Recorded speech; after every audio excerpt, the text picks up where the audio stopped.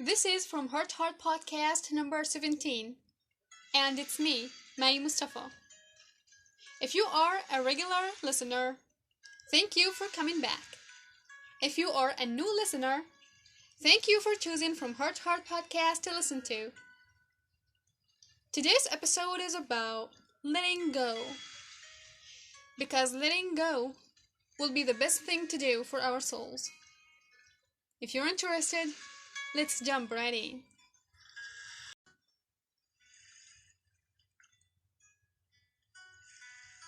You need to know when to stop a relationship when it starts to become toxic to you.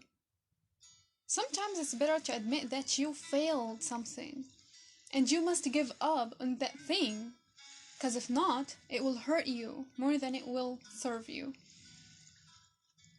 Admit your failure and learn from this situation as a lesson for you. Take that failure as an experience that will help you to be stronger and wiser in the future. Let it open your eyes and make you grow. There is nothing wrong with that. And most importantly, there is nothing wrong with you. We need to have that courage to end something that doesn't suit us or that will change us in a way that won't make us satisfied. It may even screw our life trying to fit a place we are not belong. Before you get in a relationship, you need to sit with yourself and decide what kind of partners you want to share your life with. It's so critical so that you can imagine where to anchor. I'm a lady, so I will talk from a lady's perspective. Don't be okay with just anybody because you need someone to love you. No. You have a family loves you, friends to love you yourself to love you. You don't need to hurry to choose a stranger to love you, right? In this very subject, you need to be so patient as you can, to choose right and save yourself heartbreaks. Here, you put your own standards and don't accept less than that. Careful here, because this is a tricky one. What I meant is, which characteristics that you want your partner to obsess. I'm not talking about him being super rich or super successful or super handsome. Not this, but this. Do you want a religious oriented guy? Want him to know what he's doing? Want him to prioritize you? Want him to be independent? Want him to be responsible? Want him to cherish you and appreciate your kind of love? Want him to be a family oriented? Want him to treat you well and respect you? Or do you want him a playboy spoiled kind of guy?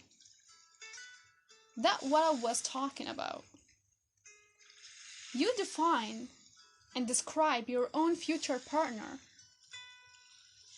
I was just giving you a headlines, and then you set your standards to know exactly which guy that you may give him a chance to approach you, and which guy you don't give him any chance.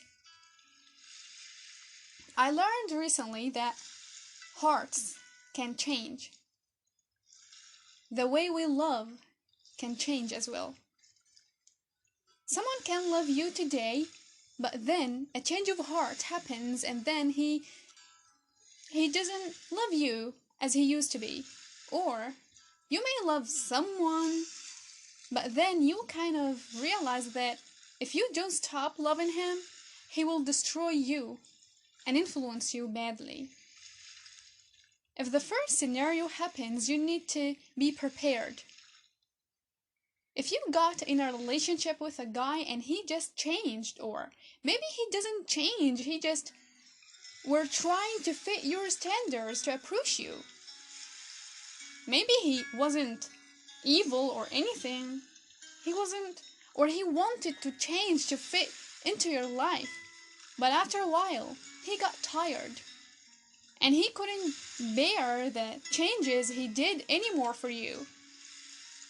And little by little, he started to go back to his normal life. Does that mean he hated you or there is something wrong with you? No. A big no.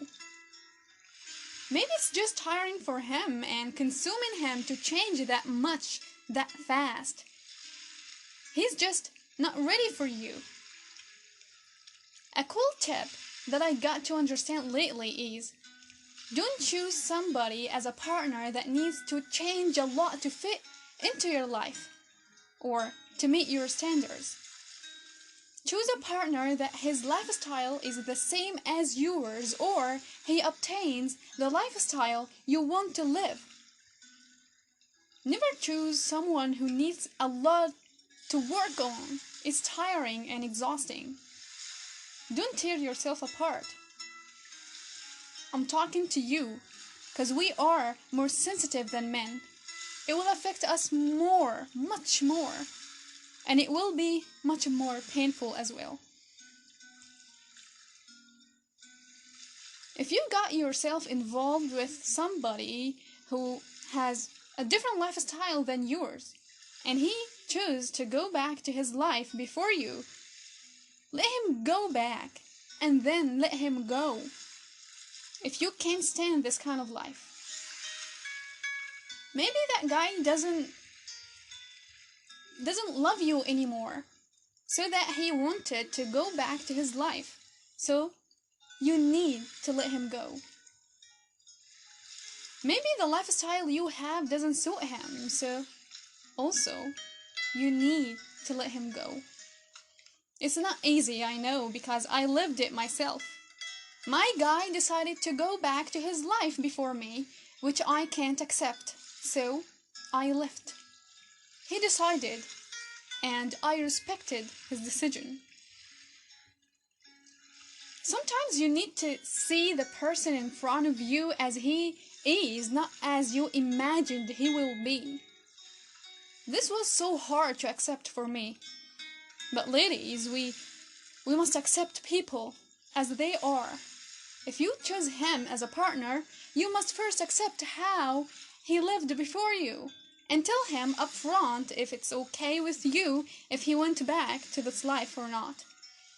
If it doesn't fit you, tell him in the very beginning that you will not be part of this. You know, it's painful when you love somebody and he just changed, or in a more accurate way, he just went back to his life. Nothing is wrong about you both. It's just it. Your ways split. So, you, as a lady, need to let him go. Don't cling over him and force him to change into some guy he's not. Let him be himself and accept that if you really loved him. Let him go and wish him happiness with you or without you. That's a lady way of thinking, you know. The second scenario is, if you love someone but your love will destroy you. It takes from you more than it gives you. You also need to stop and let go. See, never do something against your own rules. I did things against my own rules I don't regret, but I would prefer to not do them at all. You know, when you are with the right person, you will never feel like you need to do something against your rules so that he may accept you. That's a sign. But when you're with someone, your intuition kind of tells you he's the right one. To turn out, he's not. So, don't go against your own rules by any means, no matter how you are madly in love with someone. Don't, because you will lose it. You will lose in the end. But again, our mistakes will teach us the best. Never regret. Learn and grow. So, here, what if he is the right person? If he is the right person for you, or if you see he is the right one for you, I will leave you with this. Use your brain and open your eyes, sis. You may get surprised or shocked by the truth, but then admit it. It's the truth. Then the question that you may are thinking right now, how can I get through such emotional pain that the guy I loved chose a choice which wasn't me? I can say that you can do a couple of things, and you must. Surround yourself with the right people. People who are truly love you and want the good for you. Of course, your family and your best friends. So be with them. They will lighten the burden in your heart. They will help you redirect your focus to positive things. And please, don't watch romance to save yourself from more pain. Please.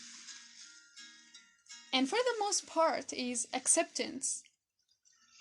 Accept and respect his choice.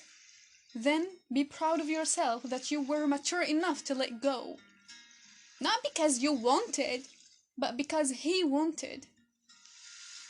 I think it's something a lady can do. And if he didn't try to earn you back, that means your assumptions were pretty much right. Always think like a lady and act like a lady and never underprice your value, as my dear friend once told me. I want to tell you that you're precious. So precious to me, my lady. And wherever you are, I want to tell you that I love you and I support you. You are not a doormat. You are the most beautiful creature on the planet. Believe it. If someone didn't see your worth, let him go. Because the right one will come and fight for you to earn you and earn your love. Just wait and see. Thank you. Now it's questions and answers time. Ma asked a couple of questions on YouTube related to my English journey, and now I'm going to answer them. Thank you, Ma, for asking those questions. First question, which courses did I take with AJ Hogue? Unfortunately, I didn't take any course with AJ Hogue. I was just listening to him and watching his YouTube channel intensively. Second question, was this the only thing I did? Of course, no, because AJ wasn't the only person that I was watching or listening to. I had a couple of other sources as well, like Tanya Robbins, like Joko Podcast, like On Purpose by Jay Shetty, and Ed Milet Show, the Ed Milet Show, and a couple of other podcasts as well. So those were the things that I was listening to, and honestly, I'm still listening to them till this day. Question number 3, how many hours was I listening to English per day?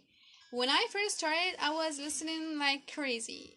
It was the holiday the summer holiday. So I was listening like crazy, and when I started, it was a challenge. AJ was challenging us to listen and read for 4 months intensively. So I took that challenge, and I was listening as much as I can. But of course, it depends on the day. Sometimes I have a lot of free time, so I was listening to this to English. Sometimes I didn't have any free time, so I was using the passive time, like the commute time, or maybe the lunch time. I was listening to English. Maybe when I was preparing food or tidying, cleaning my room, I was listening to English. And when I had nothing to do, I was also listening to English. Uh, the idea is to do something physically and in the same time to listen to English. It's like you're combining two things in the same time. It'll be more beneficial, and it will make you more focused on your ears to listen. Okay, the next question. How much time did it take me to reach this level? Approximately 2 years, but it's individually. So you can reach it more faster than me or slower than me. It doesn't matter. Uh, it depends on your own standard. What or which level that you want to achieve. So for me, I have a high standard. I want to be, near native speaker. So I will never stop. So you need to know your own standard, which level that you want to have, that you want to achieve, how many hours that you want to do. So it's something individually. So you answer this question. You set your own goal. You set your own standard, and according to this, you do your efforts. Okay. Question number 5. Any advices? I want to tell you that learning is a lifelong journey, so don't ever stop. Even though you reach the level that you want to achieve, don't stop. At least do 1 hour a day listening to English or reading English or anything in English, of course, because if you got satisfied of your level, your level will diminish.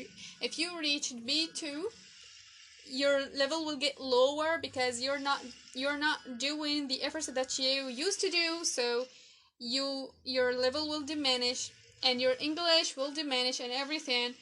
So you'll not be good as you used to be. So never stop. Always keep English fresh in your mind, so that you always be, in the top. Another advice that I want to tell you is never quit. Never quit, because as Michael Jordan said, something like, actually I don't remember it precisely, that if you quit once, it'll be a habit. So don't quit. Set a goal and go through it, and do all and go all the way in until you achieve that goal. And when you achieve that goal, jump on another goal. So never stop, never get satisfied, because always there's somebody who's better than you, smarter than you, and achieved things more than you. So you're always try to be always on track. Try always to be with those achievers, so that one day you can be something or someone great. The other thing that I want to tell you, that when you start your journey, you will hit a plateau, or you will lose your motivation. So you need, from the very, very, very beginning, to know why are you going to study English, why are you going to do efforts. Because as you know, learning English or learning any language is not as easy as you think. So you need to have an emotional reason. Why do you want to learn English, and why you will put all those hours, all those efforts in English? Why? Let me give you an example. If I asked you now, why do you want to learn English? Your answer may be because I want to earn more money, because English equal more money. It's fantastic reason, but dig deeper. Why do you want to earn money? Maybe your answer will be because I want to help my family, or because I want to earn money for my family, help my family. If that motivated you, if that made you emotional, then it's a good reason. If not, dig deeper. Why do you want to give, or you know why do you want to help your family with money, provide your family with money?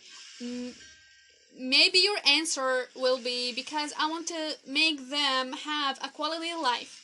If that made you emotional, if that motivated you, then that is a good reason. If not, dig deeper. Why do you want to make your family have a quality life? Maybe your answer will be because I love them. If that answer made you motivated, or that made you emotional, then it's really the right answer, and that what you need to remember when you hit that plateau, or when you lose your motivation, because you will. I did a couple of times. It happened to me a couple of times, and it happened to all of my friends, foreigner friends. Of course, it happens to all of us, all human beings. It's something inevitable. So you need to know exactly why are you doing what you're going to do, or why you're doing what you're doing. And it must be an emotional thing. If you didn't have an emotional reason, think and get your own emotional reason, and think about that whenever you hit that plateau, whenever you lose your motivation, because that will keep you going, that will keep you, you know active and doing everything it takes to get the job done. That's our pretty much it. I hope that my answers gave you the piece of information that you were looking for. I hope that really helped you. And I really do want to thank you, Ma, for being our superstar today. Now, if you have any other questions, you can interact with me on YouTube, or leave a comment or a message here, or you can go to my Instagram page at mymustafa.fhth.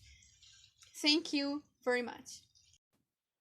If you didn't subscribe to this podcast, please do, to get notified whenever I make new episodes. Make sure to share this episode with your friends to help spread the word. And until next time, peace!